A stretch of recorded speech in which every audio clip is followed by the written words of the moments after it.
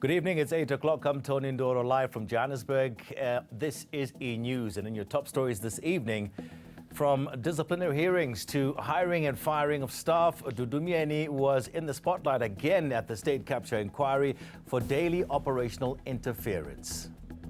We are prepared to make a contribution to dealing with the debt on the e-tolls. Gauteng Premier David Makhura says e-tolls have no future in the province. And a second homeless person is accused of 40-year-old man of attacking them. Okay, but we start here.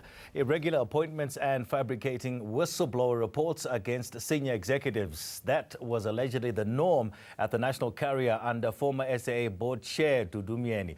This emerged during the testimony of a former executive at the state capture inquiry. Our reporter Michael Apple has more. It was a nightmare. That's how Matulwane Mshe characterizes her tenure as SAA acting CEO and General Manager of Human Capital, while Dudu Myeni was board chair. In September 2015, Mshe says she was instructed to nullify a contract for LSG Sky chefs to provide catering in SAA lounges. Myeni wanted SAA subsidiary Air Chefs, of which she was also the chairperson, appointed instead. But Air Chefs failed to meet even minimum tender requirements. When you are chair of the board of a company that has made a tender to a company whose board you are chairing, how does that work now? Chair, simply it will have been a conflict of interest. LSG Sky Chefs is now suing SAA. Another non-executive director, Yake Kwinana, has been recorded making this startling revelation to the organization undoing tax abuse. She will accompany Ms. Myeni to a internet cafe to go and formulate these whistleblowers. And those whistleblowers' reports were used to victimize some of the staff members at SAA, to suspend some of the members at SAA, and also some of them to dismiss some of the members at SAA. They fabricated, effectively, reports which were presented as whistleblower reports. Is that what you were told, in that's effect? Correct. When she wouldn't sign off on a particular contract for law firm Bokwana Burns, Mshe says Kwinana simply sidestepped her. Myeni's lawyers last week wrote to the inquiry saying she intends to cross-examine Mshe and former SAA Chief Procurement Officer Masimba Dawa. I don't want to answer these questions, please. Michael Apple, Johannesburg. Now, the Gauteng government is willing to contribute financially to pay off e-toll debt if it means getting rid of the much-hated system. Premier David Makhura made those comments earlier today during the State of the Province address. He's also set his sights on improving the economy and changing the image of healthcare in the province. Samkele Maseko filed this report. Premier David Makhura said he'd be meeting with Transport Minister Fikile Mbalula on Monday to discuss the future of e-tolls. The provincial and national governments haven't been on the same page on the issue for some time. But Makhura says he won't back down. They have no future in Gauteng. It was not for elections, it is something we believe in. Our position has not changed, but you know the truth. This matter is in the hands of national government. And he's not going to Mbalula begging bowl in hand, he's carrying Gauteng's checkbook. We are prepared as the provincial government of Gauteng to show how serious we are on this matter. So we are prepared to make a contribution to dealing with the debt on the e-tolls. Makhura also addressed the provincial economy. It is here in Gauteng where wealth and opulence exist side by side with acute poverty and hunger.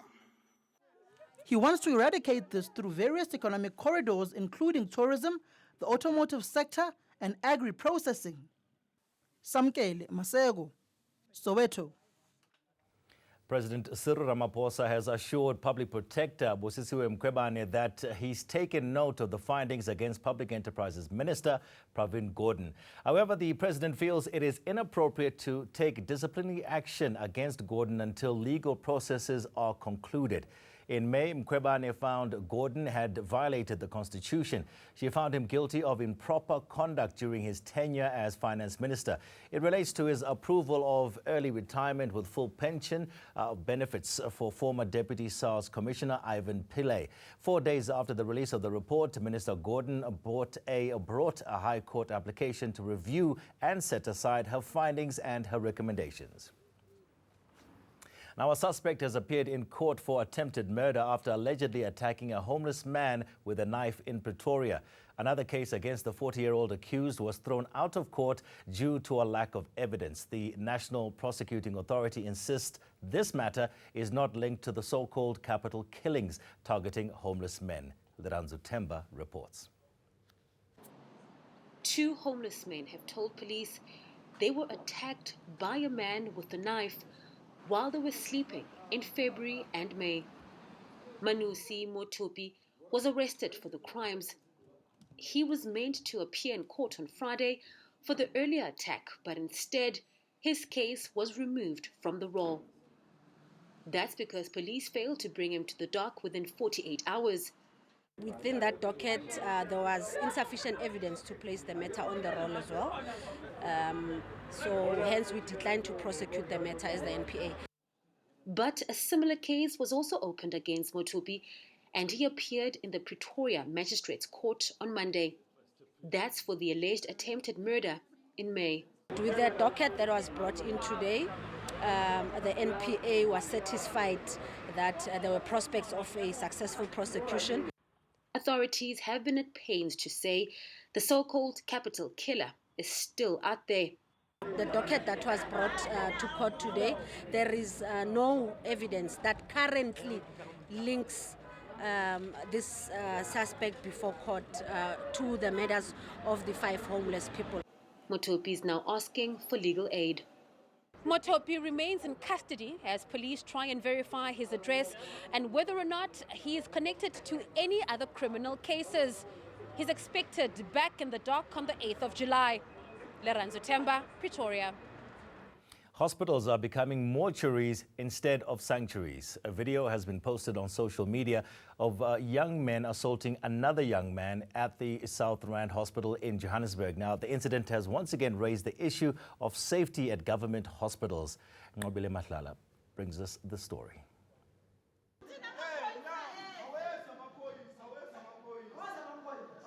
This is how last Saturday morning unfolded for employees at the South Rand Hospital in Rosettenville.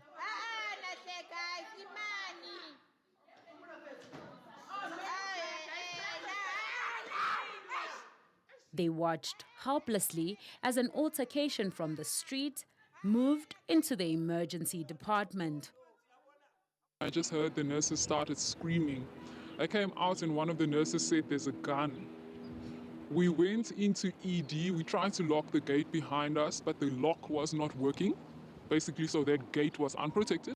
At the main gate, the gate had to be locked with the physical restraints because it also was not locking properly. The security guards were allegedly nowhere to be found. And when the police finally arrived, they were also of little help. They didn't help us with the man that was on the floor. When we showed them the gun, they were very lackadaisical. This patient, he did not even have his gun license on him. The police didn't arrest him, nothing. They did not even leave any protection for him. The Democratic Nursing Organization of South Africa says the health department needs to re-evaluate security standards.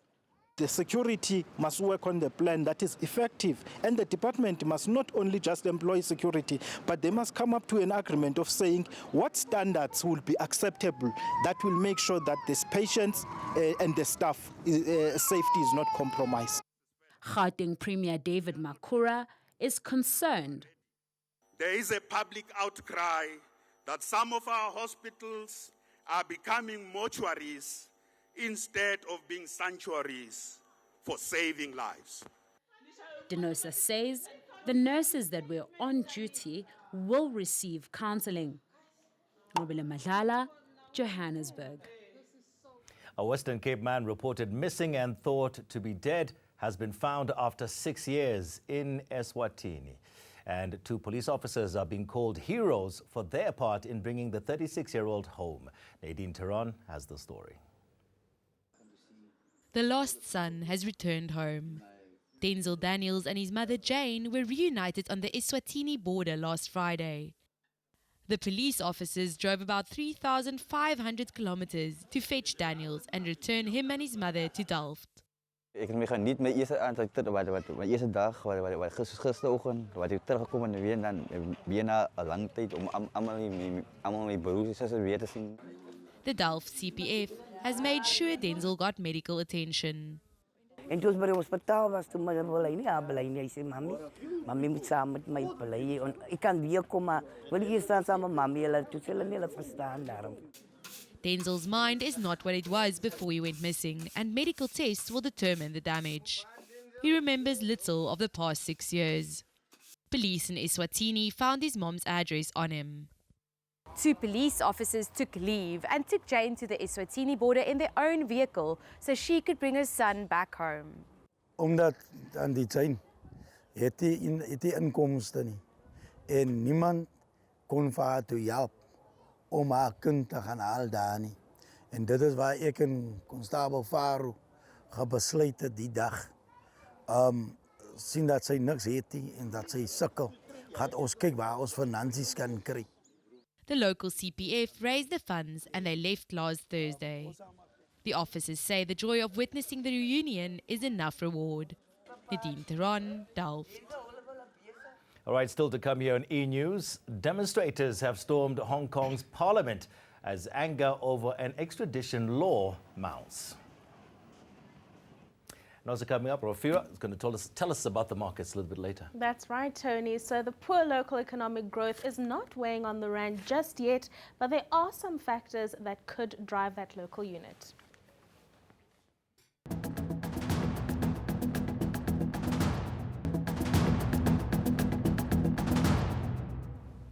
Okay, let's talk business now. Rafua Madzena is with me in studio. Rafua, the petrol price is going down. Yippee, but other things are going up. That's true, Tony. So, I mean, we've discussed this, the fact that the petrol price is coming down quite significantly for the month of July. And if we just take a look at a graphic there, you'll see that 95 octane down 95 cents, diesel about 76 cents, and then as well as paraffin and gas going down as well. And this can all be attributed to the fall in the oil price that we've seen in the month of June. But we have seen it uptick, so we really don't know what's to come in the coming months, although the rand has also been strong, so that correlation may contribute to further reductions, but that remains to be seen. But there are other increases, Tony, and today a couple came into effect. Joe Burger's not happy residents. The cost of water up 9.9%, property rates up 5.5%. Really important there, electricity price 13.07%, up from an original about 12.2% that was agreed upon by NERSA. They then decided to increase this,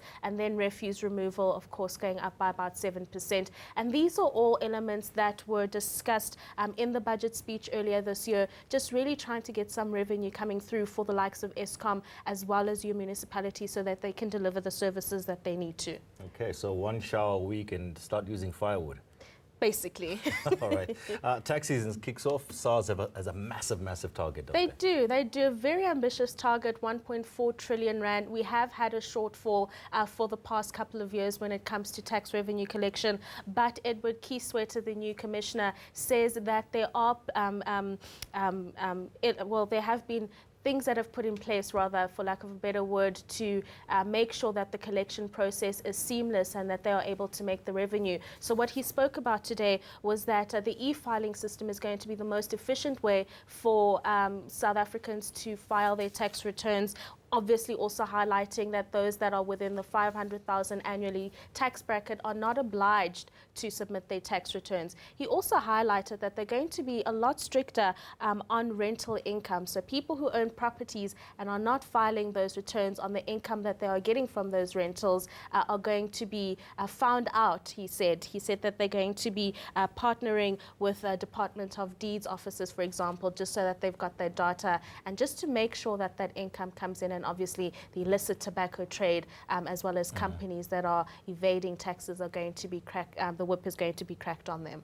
Okay, all right, a lot going on for the taxman and the markets.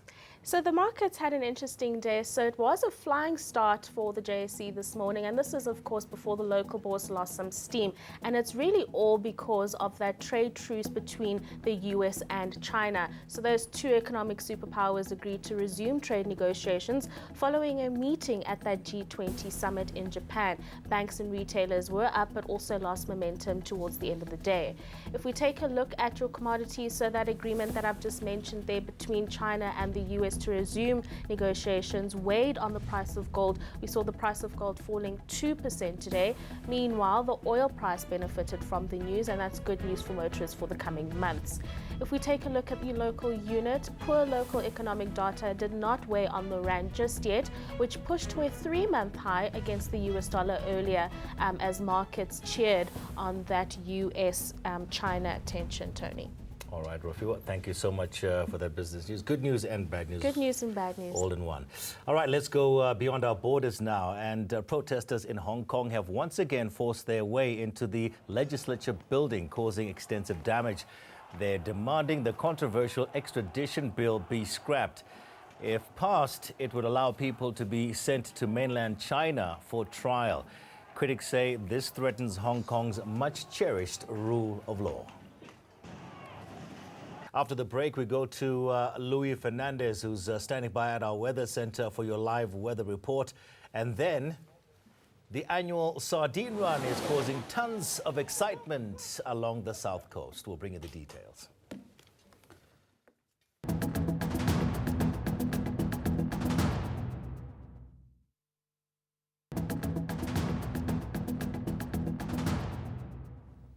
Welcome back. Let's go to Louis Fernandez at our weather center. Louis, good evening. We're freezing here in Joburg. When is this going to end? Good evening, Tony. Well, I don't have good news for you just yet. A huge cold front has recently passed over South Africa. This has resulted in temperatures plummeting for most areas, and it's going to stay that way overnight. We're pretty much seeing the coldest night of the year so far for the country. And along with that, foggy weather will be developing over much of the central and western interior into tomorrow morning. At the same time, we're going to see this persistent flow of moisture coming in from the Atlantic. That means more cloud and rain for Cape Town and the surrounding areas. It looks like it's going to be a particularly wet day for the region. And while the rest of the country can expect a sunny afternoon, that really isn't going to help all that much. Temperatures are going to stay low for most places, and this pattern persists into tomorrow night as well. But let's take a look at just how cold it's going to be on your Tuesday. For the Northern Cape, some fog at first, and in the afternoon, temperatures in the mid to maybe the upper teens for some places, so really quite a cold day over the province. Chilly as well for the Western Cape, showery conditions further westwards, Cape Town on and off rain for much of the day and similar into the Cape Winelands. For the Eastern Cape, on the other hand, we are going to see mild weather for the coastal belt of the province, but cooling down as you head further northwards towards the mountains. Similar for KwaZulu-Natal, your afternoon temperatures not too bad, but it will be a chilly morning for this area. And then for Mpumalanga, this is where we're really going to see some very cold overnight conditions, especially for some areas on the Highveld, Standerton down to -6 degrees overnight. Limpopo can expect a colder day as well, but for this province, many areas will still manage to climb above 20, especially for the Lowveld. And then into the northwest, staying quite cold over this province, but a sunny afternoon is expected for the area. And more or less the same for the Free State, but it is going to be a cold day over this region. Temperatures only climbing into the mid-teens. Gauteng not faring much better, I'm afraid. It's going to be a cold winter's day all across the province and very frosty at first for many areas. Let's take a look what happens over the next few days and then heading into Wednesday, staying clear over South Africa. And for that reason, temperatures for most parts managing to climb a little bit higher. And then that pattern persists into Thursday, especially for KZN, mid-20s with lots of sunshine. But another cold front will be on its way, and that will bring evening rain to Cape Town. That's it from the Weather Centre. Tony, it's back to you. All right, thank you so much, Louis Fernandez there with the news all about cold fronts, I'm afraid. Finally, KwaZulu-Natal's famous sardine run is underway. Fishermen and holidaymakers crowded the beach to take photos and videos of their arrival and netting.